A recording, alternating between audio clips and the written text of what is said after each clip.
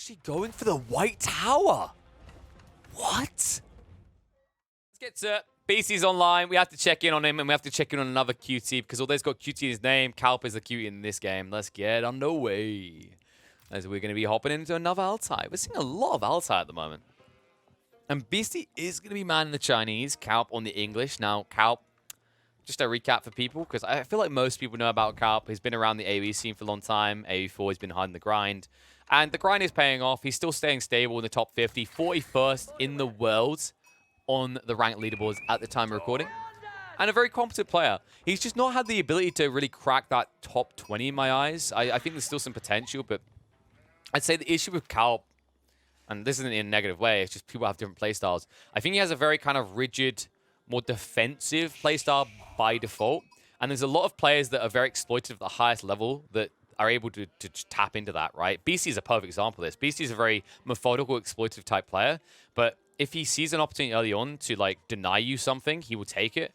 And all I can ever think at the moment when I think of Kalp, and it's maybe an unfair thought, is like I remember a game where he played English versus French Marine Lord, and Marine Lord, like before he could even start prowling the midfield, Kalp had basically built himself into a cage in a corner and forfeited over 8/10 of the map to Marine Lord. And you know, I hope he's changed from that, because I haven't cast Kalp in a while. I think that is his downside, is usually he's maybe just a little bit lacking in the flexibility department. And it's something that players like Beastie definitely exploit it, because Beastie is one of these players that can just on the fly switch around. Same with Viper, right? These are people, B as well, that like, you know, 50 minutes in the game, they're instantly willing to just say, I need to do this different, and immediately switch. And I think that's very important in a game like Age of Empires 4, a game that is at its heart and at its core, core comment, all about transitions and counters. So let's see how Kalp opens up with the English. This has to be his most played Civ. I feel like more often than not, this is the one we see him playing. And here on Altai, it can be a pretty powerful Civ in the right hands. You have to balance tempo aggression with falling back for your own economical exploits. Being up against the Chinese, I think it is going to be very important to maybe try to apply some early pressure. Kalp might just fall into the trap of inherently expecting horsemen in the field already and not doing anything, though. And if that happens, I do see a world in which Beastie just eco-booms up with zero punishment for doing so.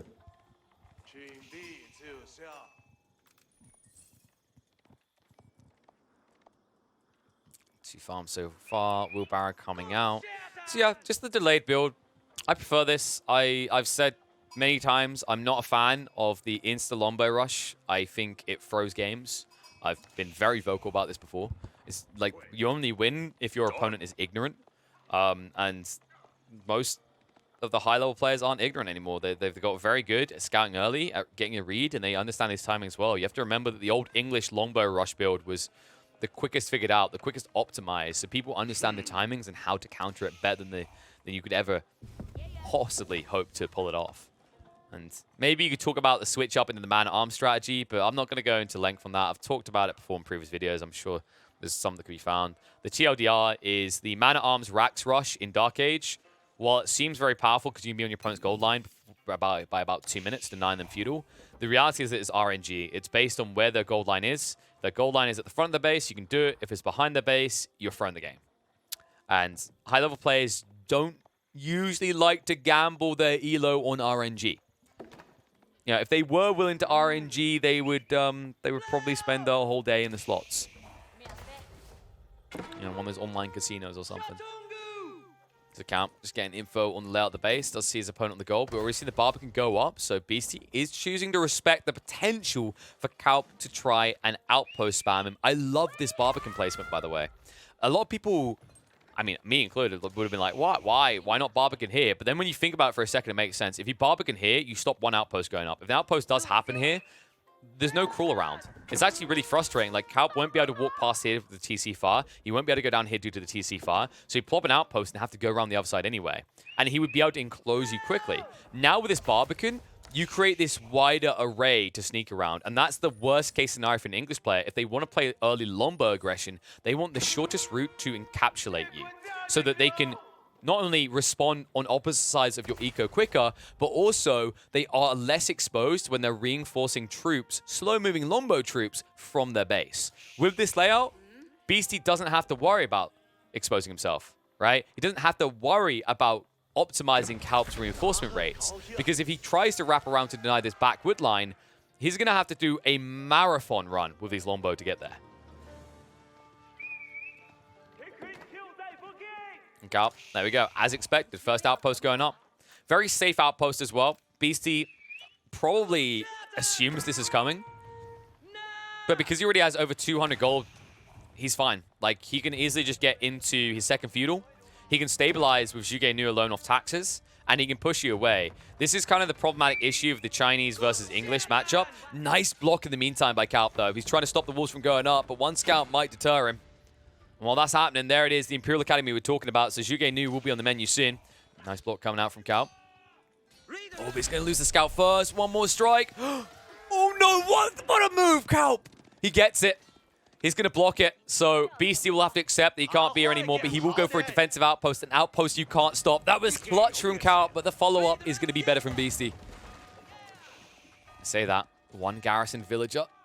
But it's not targeting the right thing. It's targeting the outpost. Oh, no. And now Beastie will turn around with his shift just to force him away. So the scouts can't hang on top of this. The outpost is going to go up. Calp's going to have to crawl a different way. In fact, I'm not even sure if Calp can continue a push now. He's already got the longbows coming, however.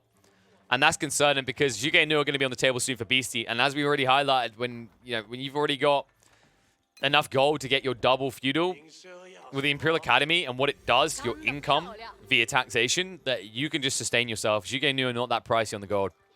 And Zhuge Nu are ridiculous against the English. It counts everything you do.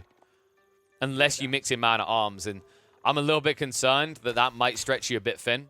That could be the way it works, but you need a justifiable placement right now. You need an outpost that really defines it. And my concern about going man-at-arms is another slow unit that's going to be exposed by the layering in Beastie's base. The barbican here just denies too much flow, right? Your force doesn't feel dynamic. It doesn't feel quick enough when you have to go all the way around the back. And if you don't actually lay an outpost on the way around here, there's multiple points of exposure for you.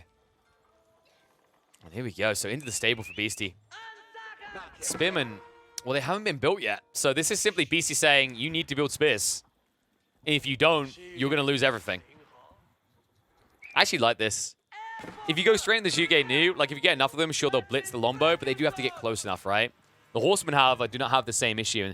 And this is a strong composition. You go horsemen, you get up to about 5 or 6, and then you drop an archery range and build Zhuge Nu. At that point, Calp has nothing. He can still go the man-at-arms, but the man-at-arms, like the price, the demand, the strain on your eco is going to be problematic. It might be more worthwhile for Calp to think secondary TC even. But with only 2 people on this stone, this is just going to be your typical outpost upgrades. Barbican getting free shots here as Beastie keeps baiting him in with those longbows. Beastie, remember that he does have Song Dynasty online, so he's now out-ecoing a 2-point lead right now. Taxation is going to save him the need to be on gold, and then the Supervisor is giving a 20% additional drop-off on these buildings. And Beastie already being up to 4 Imperial officials, so it doesn't wait around to get maximum efficiency here. Horsemen are starting to stack on the side, and this is what I was talking about. This is the flimsy nature of the longbow rush. Look what's exposed. These longbow, that's a long way to go. And you're not even pushing spears, so you don't even have anything to protect them. All he has to do is position himself between your forward point and your base. And that will come after he's done attacking wildlife. I'm not sure why Beastie hates dogs so much. I thought he had a pet dog. Maybe I'm wrong. Maybe he's allergic to them. I don't know. Calp seems to be allergic to spears, though. Because he's not building them himself. And these ones are definitely bringing him out in a rash. As he's just getting 2 tapped down. 2 taps each is all it takes for these horsemen to take out the longbows. I think he tried for a paling play there, but it didn't really delay this much. And that's just a pricey loss. You're not reinforcing on the front anymore. You're losing more longbowmen back in base. And now Beastie, all he has to do is patrol the midfield. You can't reinforce. In fact, this pull of longbow is kind of throwy. Like, you could lose them. So Calp will run them back to the safety of the outpost.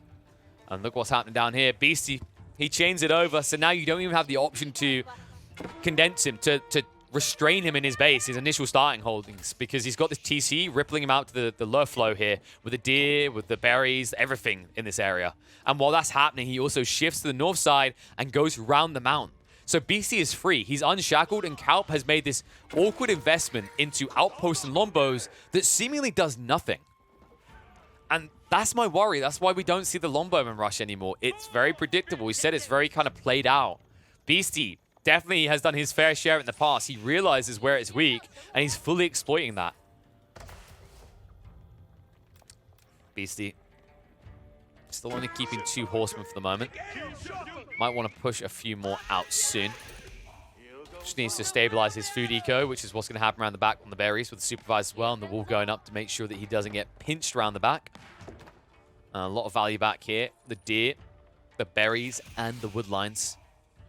Plenty of resources in reserve. And still, nothing extra coming out from Calp. It's just longbows. I mean, he's getting siege engineering. He understands he's on the clock. This game's going to be very quick one way or the other. It's tough to see how Calp's going to have the answers with just longbows alone, though. Realistically, you need some sort of forward racks with man-at-arms push. It's going to stretch your eco a little bit. Like, Rams alone against Beastie at this stage of the game isn't going to be good enough. Look at the surplus he's holding in reserve. He can drop an archery range at any point and get the Jugunu. He can actually push out several horsemen and overwhelm the Ram. If all you have is longbows alone, you're in trouble. New outpost going up is at least a good move. Beastie did get his own defensive outpost up, so is going to block an approach and does snipe the forward villager, so that's it. That's the extent. Calp, unless he pulls another village out, there's no more outposts going up. That outpost can at least buff up the Ram's attack speed, but it's going to have its work cut out for it.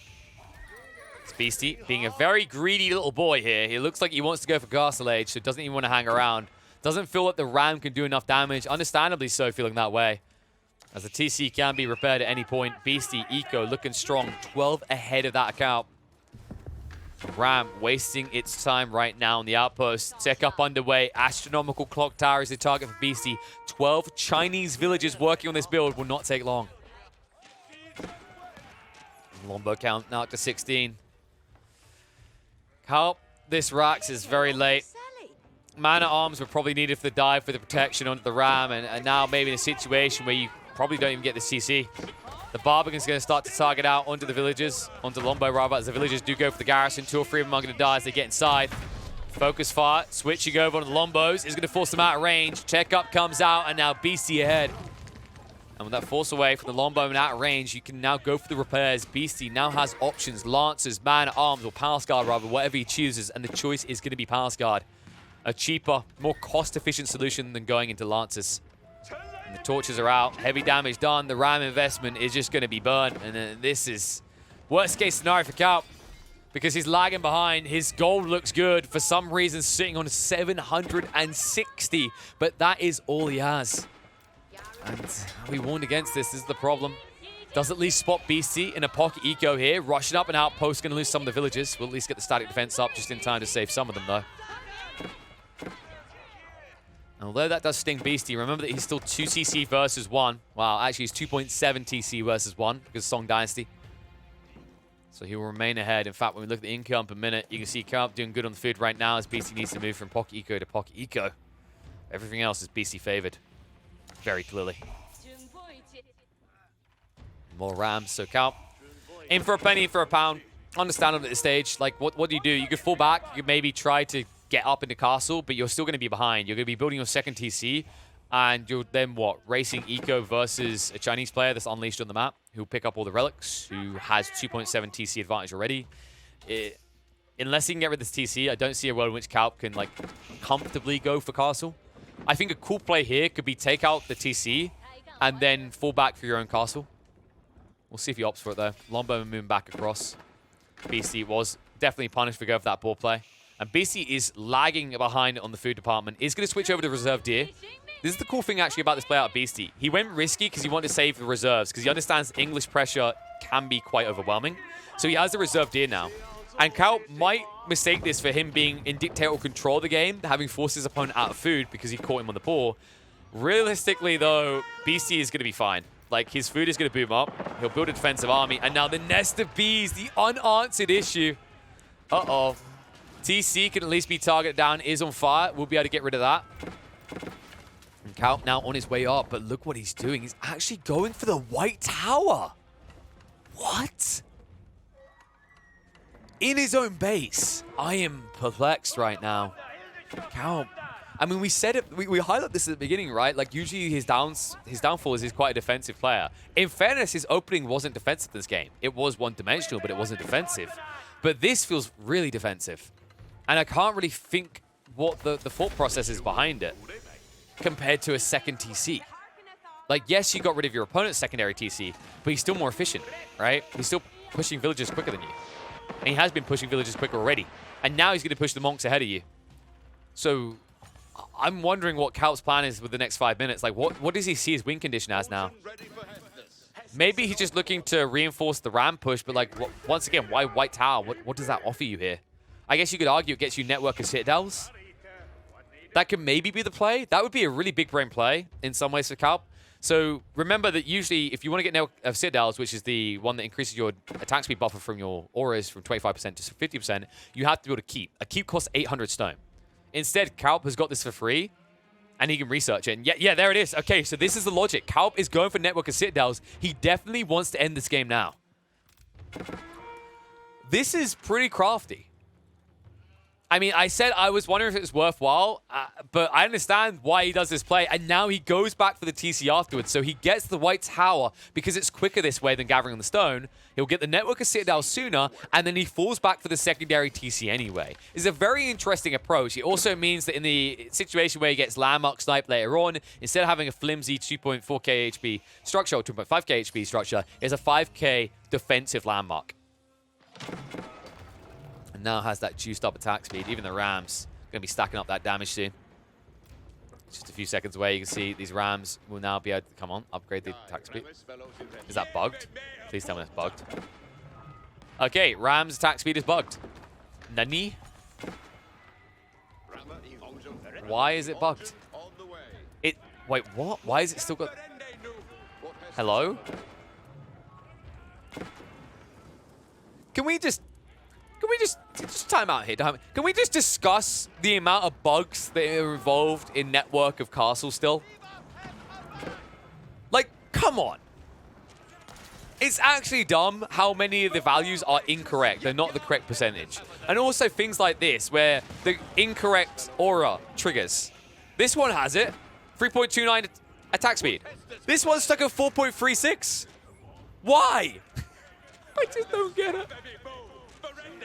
And yes, for those unaware, the Rams do get the attack speed, as you're seeing here. A lot of people, I thought a lot of people probably already knew this from the Trebs. I think it's because, if I recall correctly, you have to go out of range of the aura to get the new aura, which, once again, just feels a little bit dumb. I can see how it's more efficient from a coding standpoint, but it's still kind of dumb. Like, realistically, when you get network... So here's the way you could do it to be more sort of efficient. When Network of Citadels first gets researched, it should check any unit that has Network of Castles and then give it, like, the Network of Citadels instead. It is kind of a weird detail. I do dislike that it works that way. Whatever. Small detail. Calp, he wills it back. Gets the correct attack speed now. But Beastie getting some wiggle room now. Builds another TC, remains ahead of Calp by 6, and is looking to gather up those relics. Has got one so far. Calp himself still not going for the relics, though. Reason being is he's not looking to let this go to 200 pop cap. Calp wants this game done with soon. Still got the double ram in play. Trying to wrap around. Knight's now getting in the midfield, but the Nesta B is still unanswered, and you can see how problematic it can get. These longbowmen can disappear in the blink of an eye if he's not careful. Beastie wants it. You know he wants it. And if you won't give it to him, you have to give the outpost over. Torches out for the Pascagard. Make short work of this. The defenses are going to start to fall, and Calp is going to start to lose ground. Now begins to layer himself defensively with the Palisades. Outpost on fire is going to be brought down. Even backs off early not to lose any of the Pascagard to the fire from the longbows.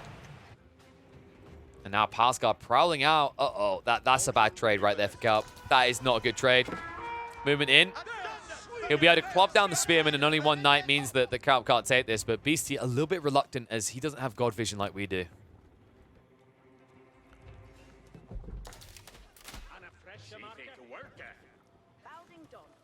It looks like Calp is now going into the monasteries, but notably later than that of Beastie. Well, that means that Beastie can easily look to play into additional relics over his opponent. He should end up with 3 at this rate. There is one in the midfield that he can easily access. I think he already has another one on the way back to base. He must do. Like, I can't see on the map. There it is. Yep, bringing it back now. So he's going to remain ahead. Because I don't see any way in which Kalp is going to be able to gather up this relic anytime soon. Instead, going for the ones in his own base. Kalp. Like, these Rams have been here for a long time, bro. You got to do something with them soon. Okay, come on. Like, they can't just sit here doing nothing. Let's put them to good use. Outpost. Beastie. That is ambitious, to say the least. Nestabees are nearby, though. Can do some damage. Spread all over the place, meaning he actually always hits something. Nestabee's a bit exposed. Pascagard trying to defend them, and not much to rush in here. Only a few spears and man-at-arms. Nestabee should survive. Clock tower ones as well, so they don't take that much damage. They've definitely got plenty of health. The emergency repairs coming out, not good enough. One is going to go down, but the cost is heavy. Look at the English corpses here. Kalp taking a hell of a bad trade, and it's about to get a lot worse. Moving out now. Beastie trying to chase him down. And able to do so. Remember, these Pascagard are far too fast. And all of a sudden, Kalp is going to be full on the defensive. Can't come out to play the game anymore. He's going to have to hide behind his pathetic walls. Not even stone walls, in fact.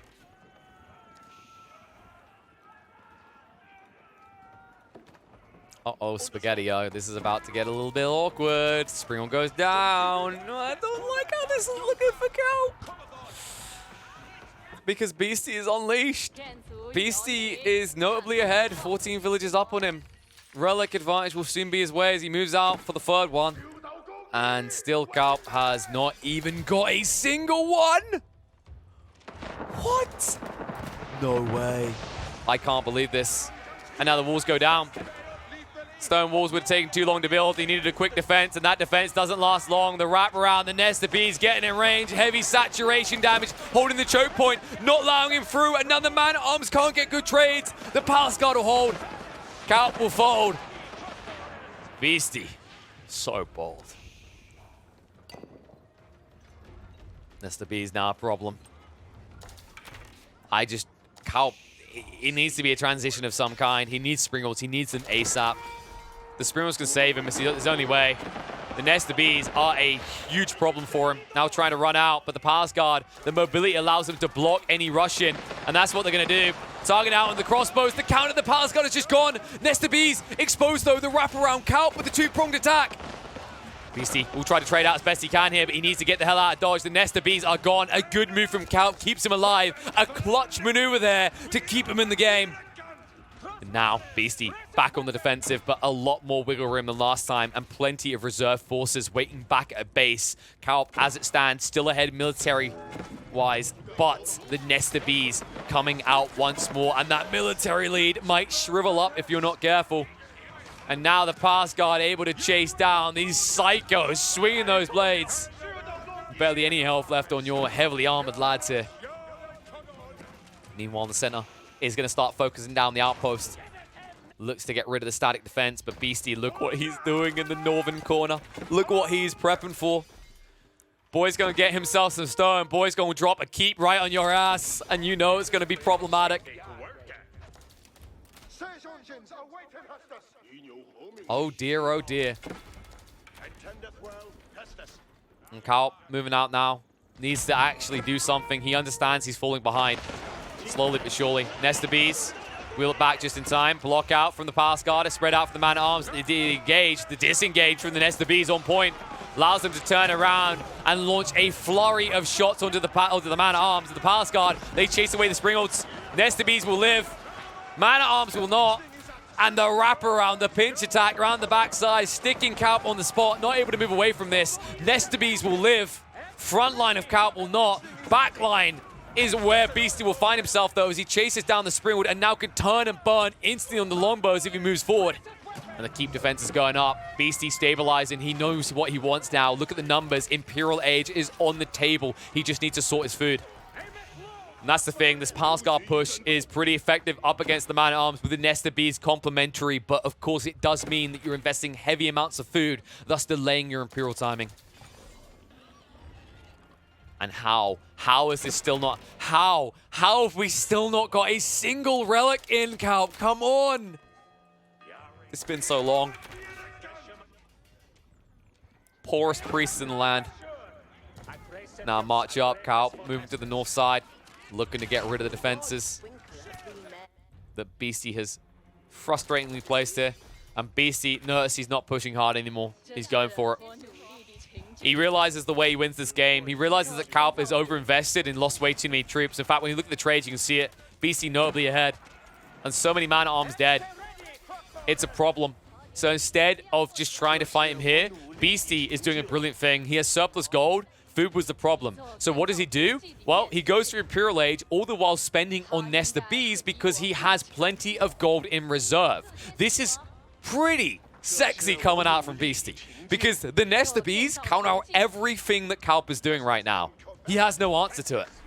And it means he's going to lose everything unless he can have enough Springles out. And 2 is just simply not going to counter, not against the Clock Tower Nest of Bees with the additional 50% health. Now those Nest of Bees can get cheaper. They can even shoot faster. Well, not farther, the Bombards can. The switch over Bombards could be big here. Calp not going to skip a beat, though. Look what he's doing. Straight into it. Wingard pass in the blink of an eye. We may have discounted Calp a little here. He's still in this game. And he outnumbers Beastie right now militarily. But still not having a quick answer to the Nest of Bees. Heavy damage can be done. And Beastie with the walls is going to prevent a clear flank attack, shifting him into a condensed location that Nest of Bees can exploit here. Beastie just needs to get in position. And it looks like Calp is trying to breach through the walls. Beastie moving across to match his positioning here. Moving up to 6 Nest of Bees.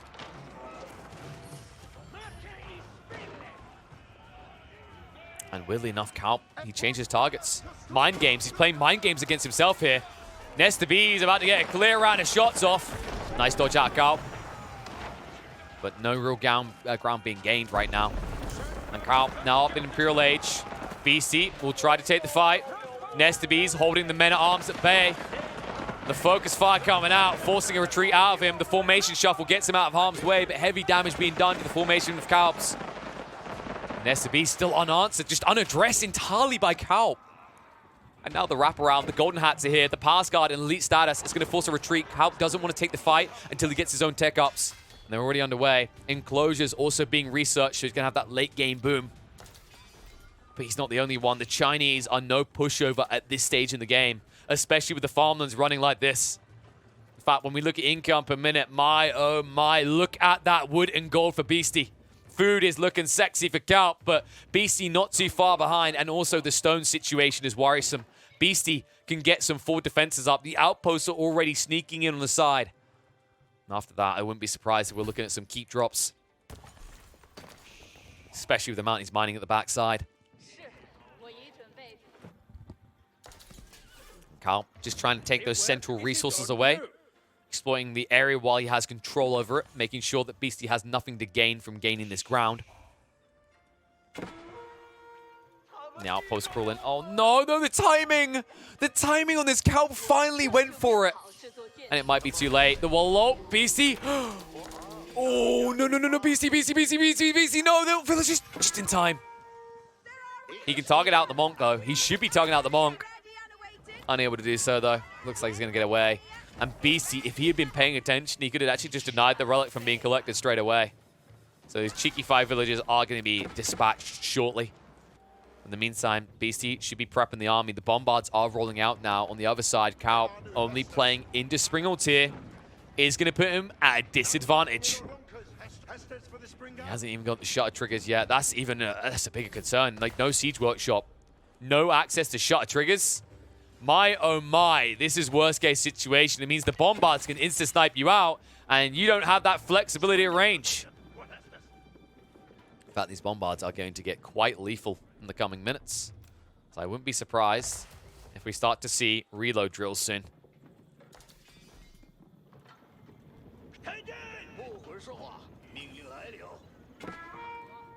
Here we go, Pascagard starting to move forward. Fight going to be forced. The Nesta Beast in the choke point. Need to be careful. Calp's going to have to wheel this one back. He needs to flank around the side, but it's a slow flank because he has man-at-arms. The Bombard sniping out on the Springholds. Backline of longbows now being targeted by the Nesta Beast. The flurry of fireworks disintegrating their backline. And the Pascagard overwhelming the front. And after you get rid of the longbows, the man-at-arms will not last long afterwards.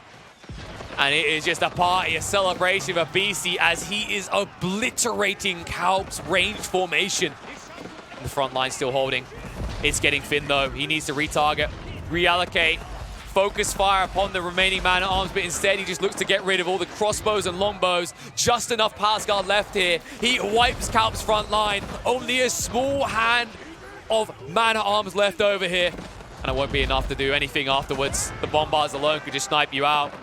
Villagers will wheel it back now as he's trying to get the Great Wall of China up. Not the landmark, just a Great Wall of Beastie across the map if he could, as he does like his walls. He definitely likes the siege. Beastie might lose one of the Nesta Beasts. The pull forward villagers need to keep this alive. The Bombards can snipe out the man-at-arms one by one, but Beastie, where are the Pascagard? He was delayed. Look at the food right now. He could have afforded this, but he wasn't pushing at all times. And it means the siege is in trouble. Bombards are going to stand their ground right now. Nesta Bees as well, like he's just trying to keep them live, but all the Nesta Bees are down. Bombards can at least turn each of these poor little man-at-arms into 10-pin bowling pins.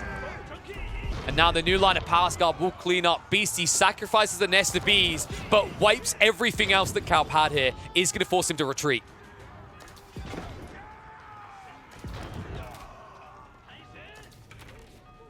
Now, march forward, Beastie. Moving in the midfield, could start to strip control away from Calp. Does have 5 Bombards in the field. He's the Bombad warrior right now. And Calp,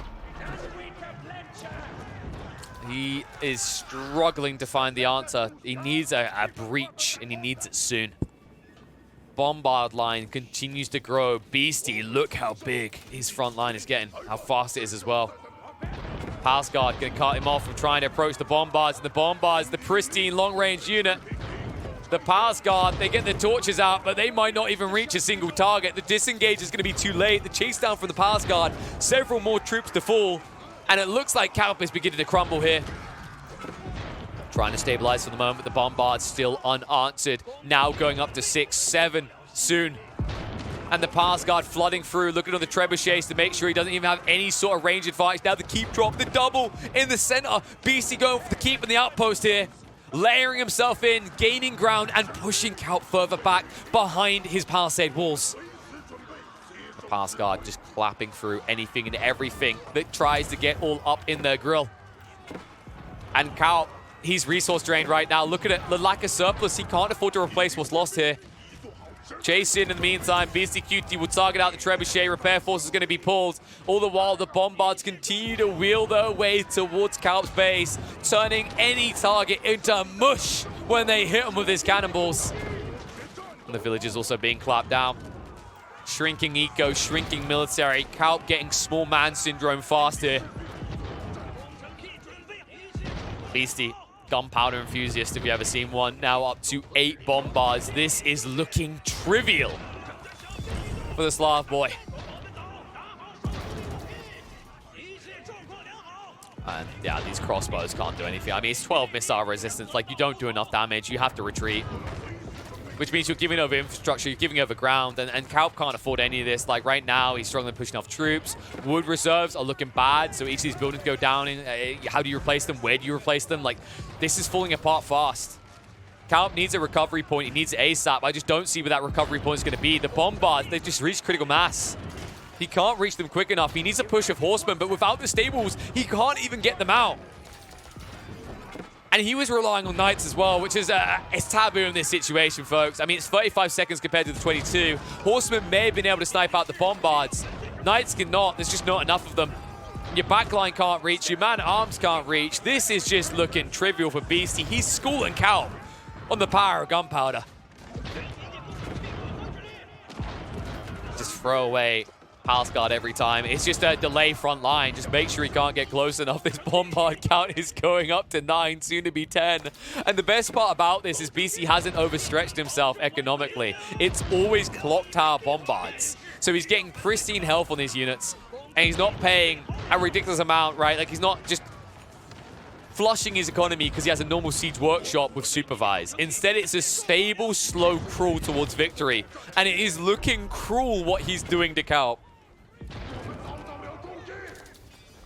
Now, Sacred Sites go in the way of Beastie. All 3 Sacred Sites, in fact. And Calp. Well, he is in dire tides. I love how Beastie, you know, like, someone's going to be making a Reddit thread saying, oh, Siege is too strong, nerf Beastie. Like, no, don't even begin. This was methodical, the approach to this. It's not that Siege is too strong, it's that Beastie is too strong. Nothing looks unbreakable for him at this stage.